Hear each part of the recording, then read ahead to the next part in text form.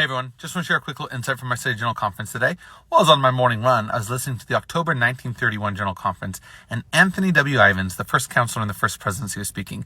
And he talked about a book that had been recently published by a member of the church, and how this book had gone into the pyramids of Giza and had all these calculations, and that through the pyramids of Giza and all the various aspects of it, you were able to calculate the exact time that the Savior was going to return. And I was like, what in the world is this? I'm like, I've almost listened to 7,000 conference talks, and I finally found one that's just completely nutso. I thought I wasn't going to find it, but I did. But then I didn't, because President Ivins goes on and talks about this book, mentions that missionaries are starting to use this book, and it's talked about in church, and that it's not right. And then he talks about how, despite whether or not it's accurate, it is speculation. And that he's like, personally, I don't believe it, but it's speculation. And that's the key, is we are not to speculate. We are not to teach for doctrines our opinions. We are never to, as missionaries, share random, fantastic stories or things like this, like the one in the book. And then we are to keep to the doctrine. And the doctrine is that Jesus said that no man knows the hour. And so we should not claim that by stringing together all these random weird conspiracies and theories and quotes that we can pinpoint the hour, because Jesus said it's not going to happen.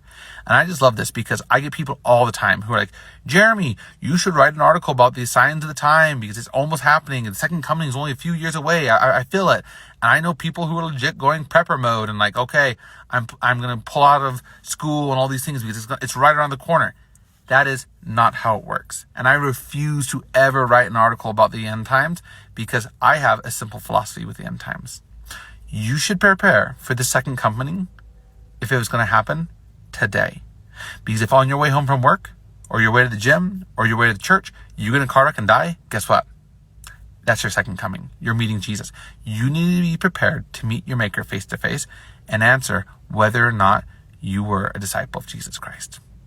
But on the flip side, and I would argue almost as important as it is to prepare for that judgment day, is the importance of not living in this prepper mode where you are in fear of the future. You need to live and prepare to be able to meet Christ today, but you also need to plan as if you're never going to meet him for another 80 years, maybe 90 years. You need to plan to go to school. You need to plan to get a good education, plan to get married, plan to have kids. You need to live your life as if the second coming is 80 years away, but you need to prepare your spiritual preparedness as if it is tomorrow.